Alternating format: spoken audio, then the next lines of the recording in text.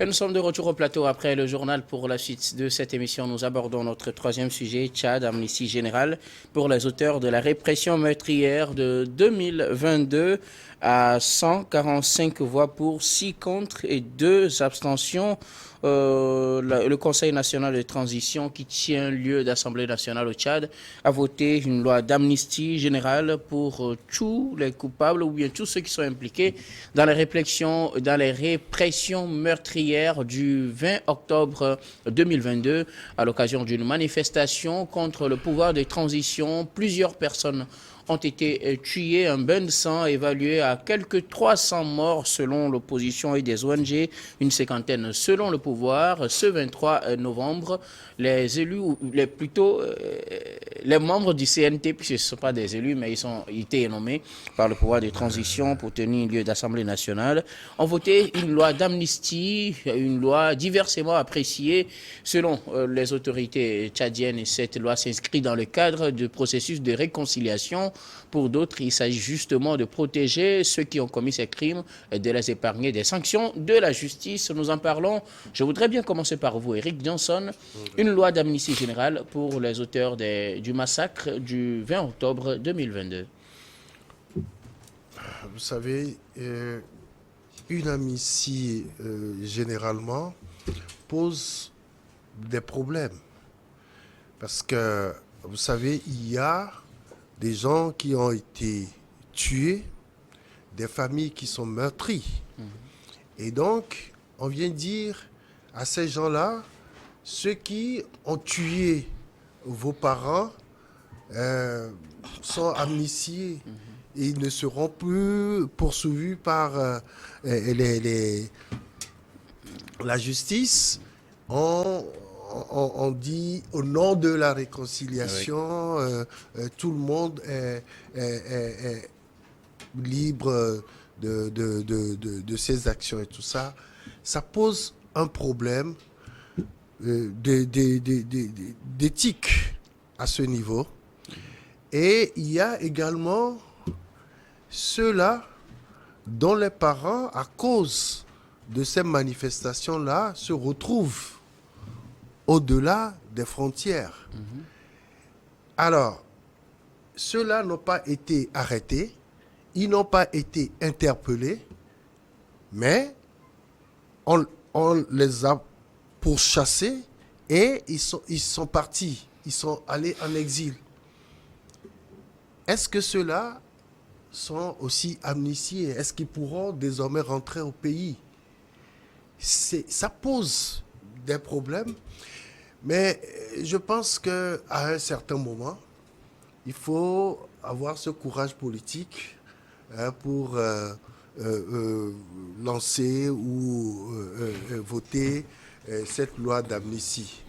Mais je fais remarquer que le plus souvent, quand les politiques sont dans une situation difficile, ils arrivent à trouver les bons moyens pour se protéger, tout simplement.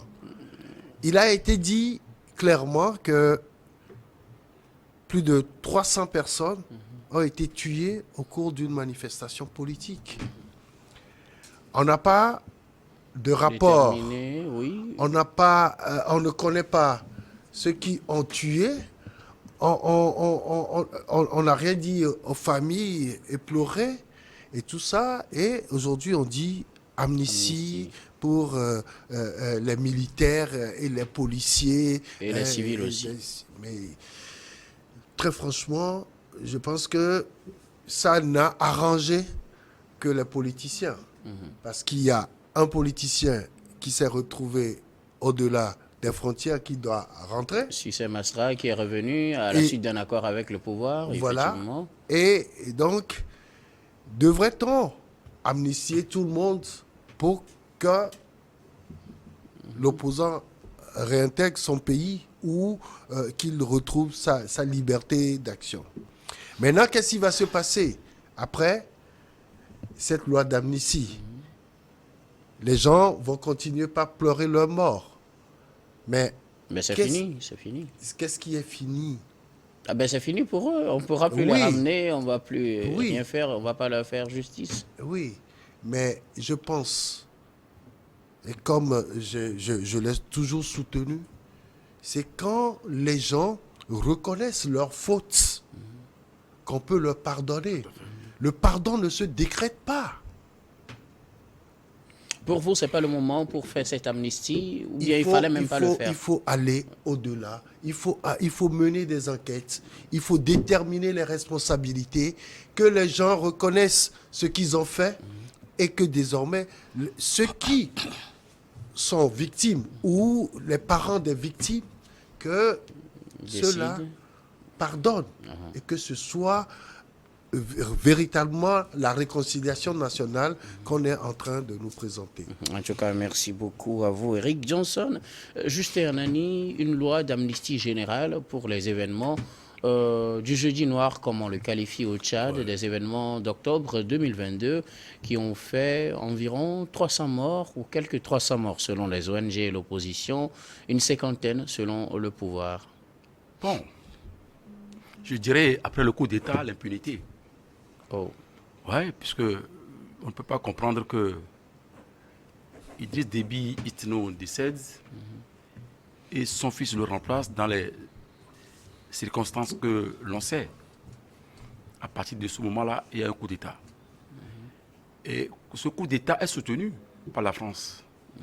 Et surtout lors de son investiture, je ne sais pas où. Emmanuel Macron était là. Et Emmanuel Macron était là. Ça voudrait dire que le jeune président aussi, qui est là, qui a remplacé son papa. Et Eric n'en parle pas, hein? À l'option de la France. Et c'est dans cette dimension que les populations se sont sorties pour protester. Même Parce si qu'on voulait ça prolonger la transition. Ouais, même si ça a pris du temps, que ça n'a pas été spontané. Mais les gens ont été assassinés. Mais qui ont tué? Mais on a besoin de savoir qui ont commis le crime. C'est à partir des auteurs des crimes qu'on peut chercher maintenant à pardonner et parler de la réconciliation. On ne peut pas parler du pardon, de la réconciliation, sans nommément connaître les auteurs des crimes. Et quand ça se passe comme ça, déjà d'emblée, moi je dis que le Tchad, n'est pas une démocratie, et le Tchad n'est pas un état de droit. Et tout ce qui se passe là, c'est parce que les militaires maintiennent le pouvoir dans sa dimension comme on le connaît, partout ailleurs en Afrique. Et à partir de moment, c'est l'exécutif qui impose la suprématie. Maintenant, dans l'opinion, il y a les organisations de la société civile, certains politiques, maintenant, qui veulent accompagner. Et quand il accompagne, tout ce que le numéro 1 décide, peut-être dans son palais présidentiel, c'est à cela que tout le monde accepte. Alors, il y a un aspect aussi qui suscite les réactions. On sait que pour ces manifestations, c'était à l'appel principalement du parti Les Transformateurs de Cissé Masra, qui lui-même avait fui au lendemain de ces manifestations meurtrières. Et tout récemment, il a signé un accord à Kinshasa avec le pouvoir qui lui a permis de rentrer pour qu'on ne mette pas à exécution le mandat d'arrêt international lancé contre lui. Il revient quelques jours après. Voilà une loi d'amnistie qui est votée. Certains pensent que c'est l'une des clauses de cet accord-là. Que dites-vous, puisque c'est les gens, c'est à l'appel de lui-même, Succès Masra, que les gens sont sortis. On parle de quelques 300 selon les ONG. Oui, moi je pense que c'est un acte de trahison. Excusez-moi l'expression. Parce qu'un politique qui lance un appel, il y a eu le non-respect de la loi, les populations ont compris, les populations sont sorties, elles ont été massacrées. Mais je pense que Masra doit être fidèle à son idéologie, à sa pensée, à sa logique de combat. Même si ça fait faire continuer par tuer les Tchadiens, il doit être fidèle à cette logique. Non, le problème, c'est dans cette logique qu'on a tué 300 d'entre eux. Oui, on a tué. Il doit rester comme ça pour qu'on en tue plus. Parce que lui, il a fui. Quand il a fui, le combat politique se mène. À ce que je sache, le Tchad n'est pas en guerre. Ah ouais. Bien sûr qu'on connaît l'histoire du Tchad, avec la rébellion, tout ça, on connaît. Maintenant, il faut être fidèle, parce que c'est à cause de vous que les gens sont sortis. Ce qui se passe là, ça ressemble à une histoire dans un pays, dans un autre pays en Afrique de l'Ouest ici. Hein. Ouais, c'est à cause de vous, les gens ont été massacrés, assassinés, tués.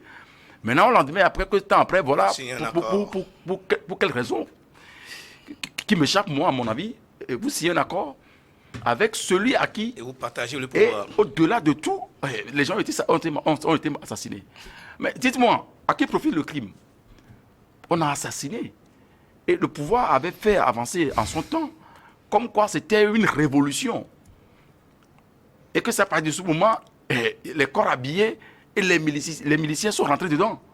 Et on a assassiné des gens. Et ce crime-là a profité à qui? À l'actuel chef de l'État. Non seulement il a fait un coup d'État, un crime imprescriptible, mais au même moment, lorsque les populations veulent se lever, il a ordonné d'une manière ou d'une autre, à ma connaissance, à ce que les gens soient quand même assassinés. Mais selon l'information, c'est au nom de la réconciliation, puisque Cissé Masra aussi, le week-end, avait appelé la population au pardon et à oublier le passé. Mais je fais observer qu'on ne peut pas parler de la réconciliation sans pour autant nommément connaître les auteurs des crimes. Mais ça serait mauvais. Pour parler de la réconciliation, ceux-là qui ont... il faut les connaître. S'il y a lieu de les pardonner, on les pardonne. Est-ce que si on les connaît, ce ne sera pas encore plus difficile de les pardonner? C'est là où je dis à qui profite le crime. Parce que le pouvoir actuel ne peut pas dénoncer ceux-là qui ont massacré la population et qu'au retour, lui-même en bénéficie. Parce qu'après tout, c'est le président actuel qui a bénéficié de tout ça. On sait comment ça se passe en Afrique. Malheureusement, c'est un constat, mais maintenant les gens sont en exil. Il y a d'autres qui sont détenus dans les prisons, dans les coins les plus reculés même de N'Djamena. Il y a eu des décès. J'ai eu à suivre un avocat également qui a dévoilé, qui a expliqué les conditions de détention de ces jeunes-là. Il y a certains même qu'on a arrêtés à la maison, ils n'ont même pas pris part à cette manifestation-là, malheureusement, qui se retrouve aujourd'hui dans le lien de la détention. Et le procès aussi, on a suivi comment ça s'est passé. Une justice qui est sur le bord même du chef de l'État ou du pouvoir en place. L'amnistie permettra aussi de les libérer. Ah, mais de toutes les façons, moi je dis que tel que ça s'est passé là, c'est un acte de trahison parce que vous avez appelé les gens à sortir, parce que vous estimez aujourd'hui que c'est pas facile de vivre en exil. Il est lieu de maintenant de regagner son pays, sa terre natale. Et vous signez une amnistie. Maintenant, il revient peut-être à Masra d'expliquer à la population sa démarche. Parce que tel qu'on l'analyse, moi je dis que le Tchad d'aujourd'hui, c'est l'exception, c'est pas une démocratie, ce qui se passe dans ce pays-là. Merci beaucoup. Je voudrais peut-être dire deux choses. C'est pas aussi mauvais qu'un politicien signe un accord avec le pouvoir en place. En soi, ce n'est pas mauvais, mais les circonstances ne vont-elles pas voilà, jouer. Cependant, il y a une situation de crise où des gens ont été tués. Alors, pourquoi ne pas avoir cet accord rentré au pays, permettre l'ouverture d'une enquête et à la suite réclamer une loi d'amnistie? Et peut-être que l'enquête voulait accabler aussi Cissé Masra, puisque c'est lui qui a appelé à ces manifestations qui étaient interdites. Justement, il devait prendre ses responsabilités. En demandant aux gens de sortir, il savait très bien qu'il y aurait des choses. Parce que ce pouvoir n'acceptait pas à ses débuts des manifestations. Il le connaît. Et donc, il le sait. Donc, en invitant les populations à sortir, il devait prendre ses responsabilités. Merci beaucoup. Masra, peut-être, selon vous, n'a pas pris ses responsabilités, mais pour lui, c'est dans une logique de réconciliation. Jérôme, la réconciliation a permis de voter cette loi d'amnistie générale pour tous les auteurs des crimes d'octobre 2022. Moi, je prends le sujet à deux volets. Sur le premier plan, je crois que au cours de ces manifestations, ce n'est pas seulement dans un camp où on perd des gens. Ce n'est pas dans un camp. C'est du côté de l'opposition comme du côté du pouvoir. C'est dans les deux cas. Et c'est pour cela que décréter une amnistie, pour moi, est bonne. Elle est bonne, ça permettra quand même de faire table rase sur tout ce qui s'était passé, même si on ne pouvait plus ressusciter ces morts-là, que c'est une bonne chose. Ça permet quand même à ce que tous ceux qui vivent à l'extérieur puissent pour rentrer tranquillement. Principalement dans le camp du Togo. On continue quand même de souhaiter que le chef de l'État, M. Faure Gnassingbé, prenne cette amnistie-là. Ça permettra aux Togolais qui ont envie, qui aujourd'hui qui nourrissent grandement l'envie de venir s'installer dans leur pays, pourquoi pas participer à l'éclosion de l'économie, puisse le faire. Mais dans l'autre cas, c'est que lorsque Justin l'avait justement dit, à qui a profité ce crime-là. Pour la plupart du temps, dans ce qui se passe aujourd'hui, les militaires, les policiers sont cette catégorie de personnages-là qui ont plus bénéficié de cette amnistie-là. Alors que ce sont eux qui ont commis les crimes sur les gens, les crimes imprescriptibles sur les gens. Et c'est puni, les crimes-là imprescriptibles sont évidemment punis par les lois même internationales. Et donc, si tel est le cas, je crois que l'amnistie à ce moment, au niveau du Tchad, là, n'est pas quand même la bienvenue. On ne peut pas tuer ses prochains juste à cause de la politique, juste à cause de la conservation du pouvoir. Et puis, du jour au lendemain, on dit, bon, on vous pardonne ça, revenez, on fait table rase de tout cela. C'est trop simple. C'est trop simple, la vie. Mais est-ce que ce n'est pas une exigence de la réconciliation? Mais en fait, ceux qui sont au pouvoir ne peuvent pas rester là-bas et quand même se réconcilier avec. Je ne crois pas comment cela pourra se faire. Il y a des cas palpables dans ce pays-là. Lorsque, en 2006, le chef de l'État, M. Faure Gnassingbé, à Takwame là-bas, avait dit plus jamais ça. Et on a mis sur pied la CVJR, puis après le H-Cron. Et là, le chef de l'État a demandé à ce qu'on se réconcilie, que la CVJR fasse en sorte que les Togolais se réconcilient. En même temps, ceux qui sont au pouvoir continuent de tuer. Si je prends l'année 2012, tout ce qui s'était passé. Si je prends septembre 2015, tout ce qui s'était passé à ADU. Si je prends 2020, après, tout ça là, après les élections. Et donc, ceux qui sont au pouvoir ne peuvent pas s'accrocher continuellement au pouvoir, au fauteuil présidentiel et demander à ce qu'on fasse la réconciliation. Ça ne peut pas se faire, puisque à chaque fois, ils continuent de brimer le droit des hommes, les droits de l'homme. Ils continuent par massacrer. Ils font tout ce qui leur passe par la tête. Et puis on va dire, bon, patati patatra, que on va aller à la réconciliation. C'est trop simple.